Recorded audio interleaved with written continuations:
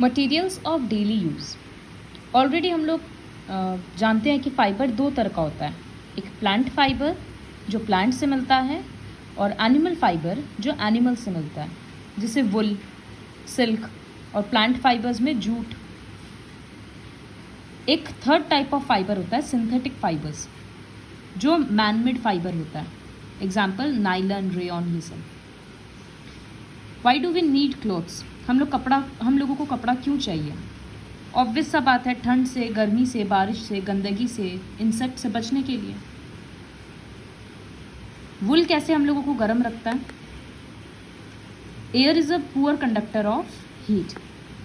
तो जब हम लोग कोई भी वुलन कपड़ा पहनते हैं ना, हम लोगों के बॉडी के सराउंडिंग में एयर ट्रैप हो जाता है। कपड़ा और बॉडी के बीच में हवा रहता है, और अब वो हवा क्या करता है, बॉडी का जो हीट है उसको बाहर आने नहीं देता, तो बॉडी गर्म रहता है। इसी वजह से हम लोग विंटर में वुलन क्लोथ्स पहनते हैं। वुल कहाँ से मिलता है? शीप से, गोट, याक, लैम्प, इन सब से वुल मिलता है। इनका जो बॉडी कोट होता है उसमें हेयर होता है, जिसको अलग अलग तरीक़ा से प्रोसेस करके वुल बनाया जाता है, जिससे। तो वुल एक फाइबर है जो कि एनिमल के बॉडी कोट से मिलता है। उस बॉडी कोट को फ्लीस बोलते हैं।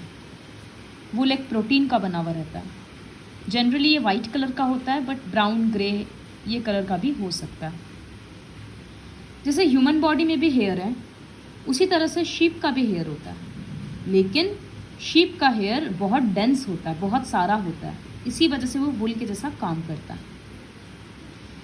किसी किसी एनिमल्स का या एक ही एनिमल का अलग अलग स्पीसीज़ होता है, जैसे डॉग का इतना सारा स्पीसीज़ है, तो उसी तरह से शीप का, याक का, हर एनिमल का कोई कोई स्पीसीज़ है जिसका बॉडी कोट बहुत सॉफ्ट होता है या फिर बहुत डेंस होता है, तो उससे बहुत वुल मिलेगा। तो इन सब ब्रीड्स को, इन सब स्पीसीज़ को ज़्यादा रिप्रोड्यूस कराया जाता है या ब्रीड कराया जाता है। This process is called selective breeding. So the process in which parents are selectively chosen in order to obtain certain special features in their offsprings is called selective breeding. जैसे हम एक मेल शीप लिए जिसका body coat बहुत thick है, और एक female sheep लिए जिसका बॉडी कोट सॉफ्ट है। अब उन दोनों का अगर हम रिप्रोडक्शन करवाएंगे तो जो ऑफस्प्रिंग होगा, जो चाइल्ड होगा, उसमें दोनों क्वालिटी आएगा। तो इस टाइप के ब्रीडिंग को बोलते हैं सिलेक्टिव ब्रीडिंग, जहाँ पर पेरेंट्स को सिलेक्ट किया जाता है। तो शीप का अलग अलग ब्रीड्स हैं, जैसे बकरवाल, लोही, मरवारी, नली, इस तरह से। कौन सा स्टेट में मिलता है वो लिखा हुआ है, किस टाइप का वूल है वो भी लिखा हुआ है। तो ये लर्न करना है क्योंकि एक्सरसाइज में क्वेश्चन आएगा।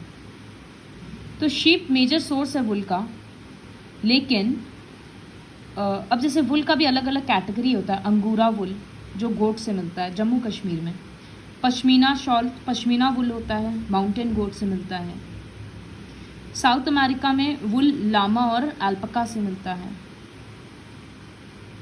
किस तरह से वुल निकाला जाता है शीप से, वो पूरा प्रोसेस है, एक एक करके हम लोग सारा प्रोसेस पढ़ेंगे। तो इंडिया में अलग अलग जगह पे, जैसे कश्मीर, उत्तराखंड, सिक्किम, अरुणाचल प्रदेश, इन सब जगह में रियरिंग होता है, मतलब एनिमल्स को पाला जाता है वुल के लिए। शीप हर्बीवोर्स होते हैं, तो उनको ग्रासेस खिलाया जाता है, corn, jowar, mixture of oil, cakes, ये सब खिलाया जाता है।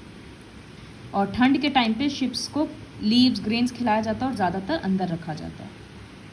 तो सबसे पहला स्टेप है, once the reared sheep have developed a thick coat. पहले शिप को पाला जा रहा है, खिलाया जा रहा है। अब जब उसका बॉडी में मोटा कोट आ जाएगा तब उसको पूरा शेव किया जाएगा। उस प्रोसेस को शियरिंग बोलते हैं। शियरिंग ज़्यादातर समर सीजन में किया जाता है, ताकि ठंड आते आते वो लोग वापस अपना कोट डेवलप कर ले, ताकि उनको ठंड ना लगे। फिर ये जो कोट मिल गया, ये बहुत गंदा होगा, डर्ट होगा, डस्ट होगा, तो उसको साफ़ किया जाता है टैंक्स में, डिटर्जेंट वगैरह डालकर, केमिकल्स डालकर। इस प्रोसेस को स्कोरिंग बोलते हैं। स्कोरिंग के बाद उसमें से हेयर सॉर्ट किया जाता है, छोटा हेयर, बड़ा हेयर, इस तरह से पूरा, तो उसको सॉर्टिंग बोलते हैं। जो स्मॉल सॉफ्ट फ्लफी फाइबर्स होता है उसको फज बोलते हैं। फिर ये जो पूरा फाइबर निकला इसको सुखाया जाता है, वापस धोकर सुखाया जाता है। Fleece of goat and sheep is white, brown और ग्रे, लेकिन हम लोगों को तो पता है वुल अलग अलग कलर में मिलता है, तो इसका मतलब उसको डाई किया जाता है। उसके बाद डाइड फाइबर्स को मेटल टीथ से पास किया जाता है ताकि वो पूरा सीधा हो जाए। इस प्रोसेस को कार्डिंग बोलते हैं। देखो इसमें दिखाया जा रहा है फिगर 3.6 में। फिर इसको रोल कर करके इसका इस तरह से देखो यार्न बनाते हैं। फिर यार्न को स्पिन करके फैब्रिक बनाएंगे। So these are the various processes in which, sorry spin नहीं, वीव करके फैब्रिक बनाएंगे। So these are the various processes in which by which we obtain wool from sheep. Next silk. Silk fibres are derive from silk worm, इसी वजह से वो animal fibre है। Silk moth बोलकर इस तरह का एक स्पीसीज होता है, उससे मिलता है। सिल्क मॉथ का साइंटिफिक नेम है Bombyx Mori. What is sericulture? Silk worms को रियर करना, ब्रीड करना, मैनेज करना, उसी को सेरिकल्चर बोलते हैं। तो सिल्क मॉथ का लाइफ साइकिल कैसा होता है? Female species of silk moth छोटा होता है, छोटी होती है वो सब, और मेल पार्ट बड़ा होता है। It attracts the male part by secreting pheromones. Pheromones hormones होता है।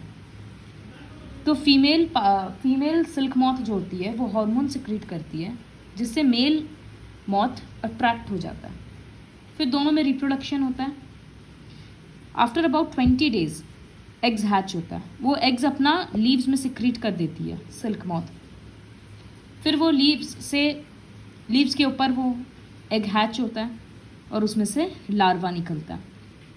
लार्वा को सिल्क वॉर्म बोलते हैं। देखो थर्ड फिगर में दिख रहा है, या कैटरपिलर बोलते हैं। कैटरपिलर को मलबेरी लीव्स फीड कराया जाता है। 6 हफ्ता तक मलबेरी लीव्स खिलाया जाता है, जिससे उनका साइज बड़ा होता है और ग्लैंड्स बड़ा होता है।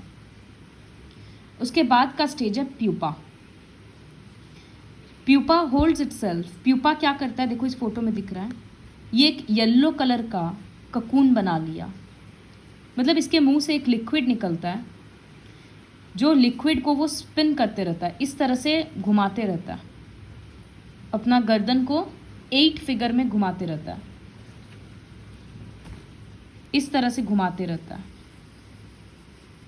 जैसे दिस इज अ प्यूपा, तो वो इस तरह से होते रहेगा, जिसके वजह से उसके मुंह से जो लिक्विड निकल रहा है वो इस तरह से स्प्रेड होते जाएगा, तो पूरा ये एक ककून के जैसा बन जाता है अंदर में, और प्यूपा उसी के अंदर रह जाता है। तो ये भी क्वेश्चन आता है कि how does pupa weaves a cocoon.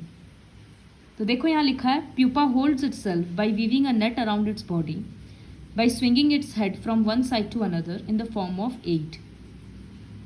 मुंह से एक लिक्विड निकलता है जो हवा के कांटेक्ट में आने के कारण थ्रेड जैसा बन जाता है। इस कवरिंग को ककून बोलते हैं। इसके अंदर में सिल्क वॉर्म डेवलप होते रहता है और वो क्या बन जाता है, इनटू एडल्ट मॉथ। तो इससे उसका लाइफ साइकिल कंप्लीट हो जाता है। फिर फार्मर्स क्या करते हैं, इस ककून से सिल्क मॉथ को निकाल देते हैं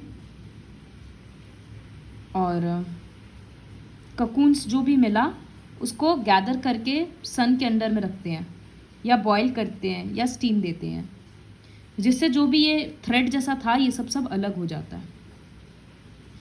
बहुत सारा ककून से इसी तरह से सिल्क निकाला जाता है। इस प्रोसेस को रीलिंग बोलते हैं। देखो इस फोटो में दिख रहा है कितना सारा ककून है। Broadly 3 grades of silk are obtained from a cocoon. The unwound fibres are the finest quality of silk, जिसको बोला जाता है रील्ड सिल्क। ये प्योर वाइट कलर का होता है। फिर रीलिंग के प्रोसेस के बाद जो थोड़ा ख़राब हो जाता है सिल्क, उसको बोलते हैं स्पन सिल्क। वो हनी कलर का होता है। फिर कोम्ब करने के बाद जो और थोड़ा सिल्क टूट गया और रह गया, उसको बोलते हैं नेल सिल्क। ये सबसे खराब क्वालिटी होता है। Sometimes 3 to 4 silk fibers are twisted into a strand for weaving to prevent silk yarn from splitting into individual fibers. This process is called throwing. जैसे गूंथते हैं ना चोटी को, हेयर को, उसी तरह से 2-3 सिल्क फाइबर को इस तरह से एक दूसरे के साथ वीव कर दिया जाता है ताकि वो स्ट्रॉन्ग हो जाए। इस प्रोसेस को थ्रोइंग बोलते हैं।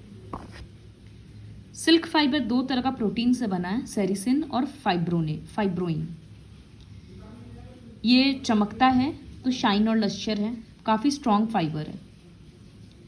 तो फाइबर से पहले फिर यार्न बनाया जाता है, फिर यार्न से फैब्रिक।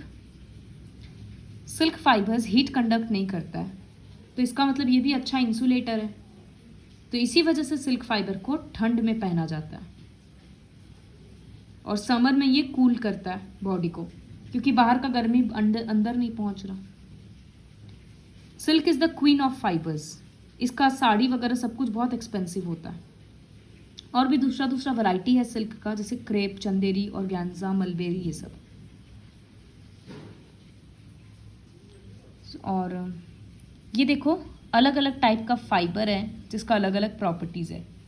जैसे कॉटन बहुत इजीली जल जाता है वो, और स्मोक देता है, वो धुआं निकलता है। फिर नाइलन, ये मेल्ट होता है, श्रिंक होता है, अगर इसको जलाएंगे तो ये पिघल जाएगा। सिल्क को जलाएंगे तो धीरे धीरे जलेगा, और वुल को जलाएंगे तो Burns slowly, stops burning when removed from the source. जब सोर्स से हटा देते हैं तो वो जलना बंद हो जाता है। और कॉटन क्या है, एक बार जला तो फिर वो पूरा याग पकड़ लेता है, पेपर के जैसे। नाइलन प्लास्टिक के जैसे जलता है।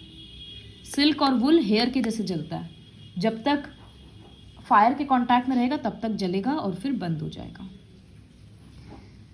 So these were the various types of fibers, and this is the chapter materials of daily use.